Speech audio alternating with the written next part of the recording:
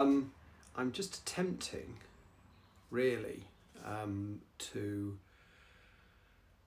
start by explaining what I'm doing. So, I'm a wannabe uh, writer, author. Um, I am trying to write a book at the moment. Lockdown, in theory, makes that much easier because I have a lot of time on my hands. But the reality is, I'm struggling to motivate myself to do it.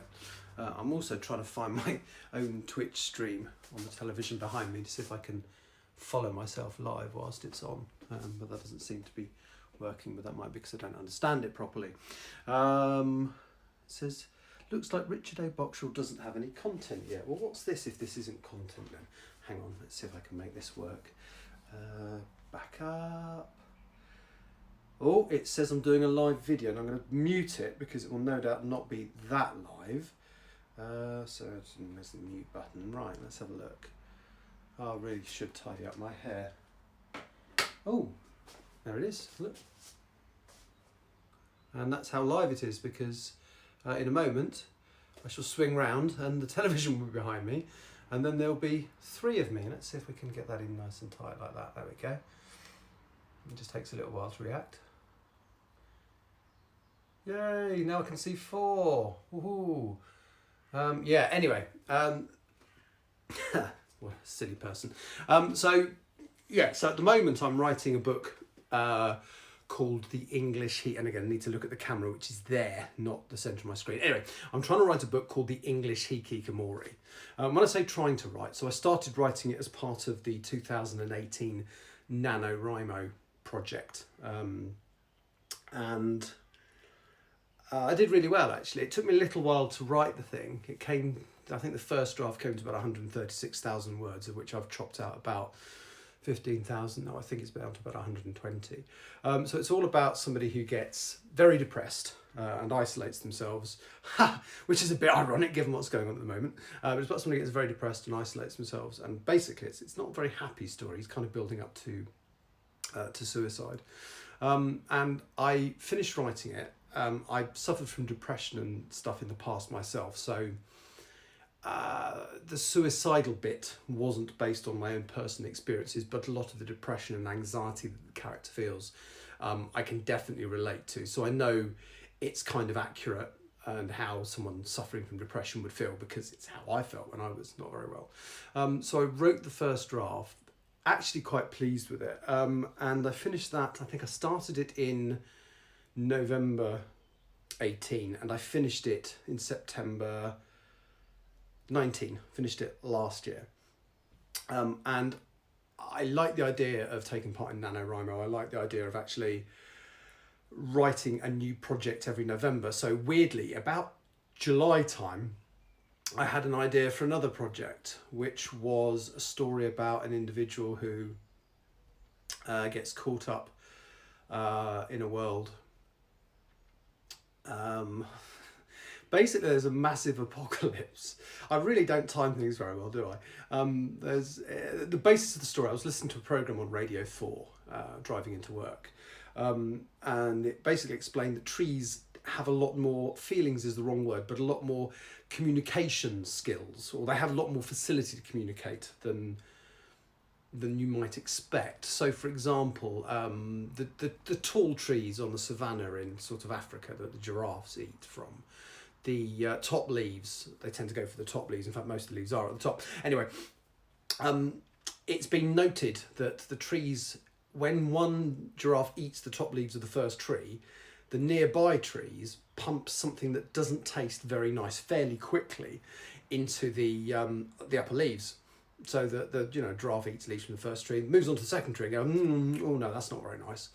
And the assumption was that it was pheromonal, that the first tree was giving off some kind of chemical which the other trees picked up on, which is how they then knew to put something unpleasant tasting in the leaves to stop the giraffe eating it. The problem was they discovered it was happening even when there was no wind, or if there was wind, trees upwind of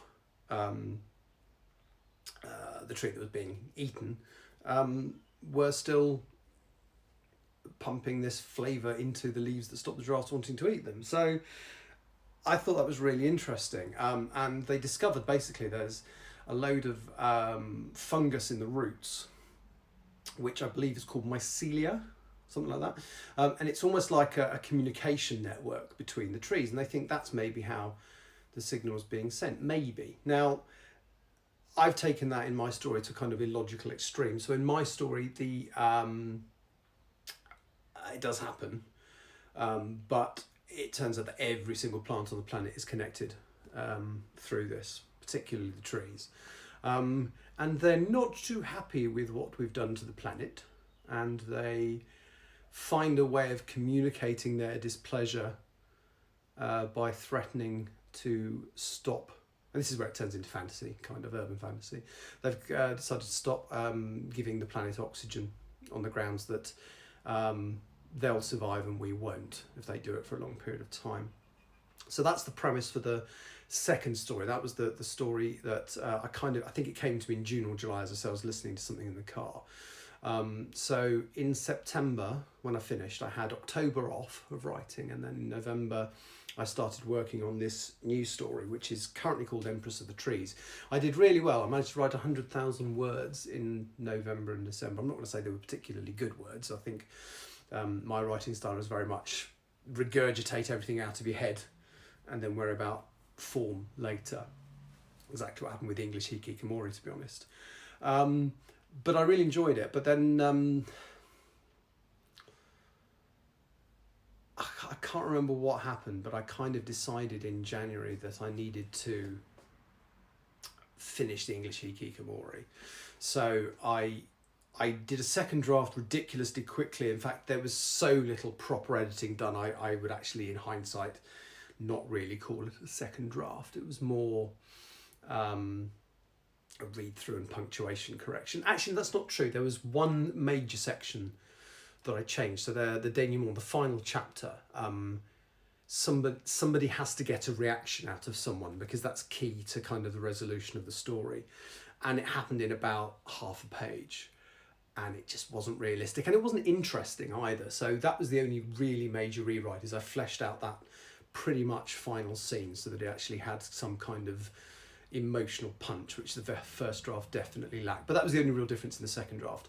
And then in the third draft, this is how silly I am, I actually had it printed through lulu.com as a physical object, as a book, and then I just basically went through it, reading each paragraph more than once, correcting it with pen, and then altering it on the laptop, which was fine.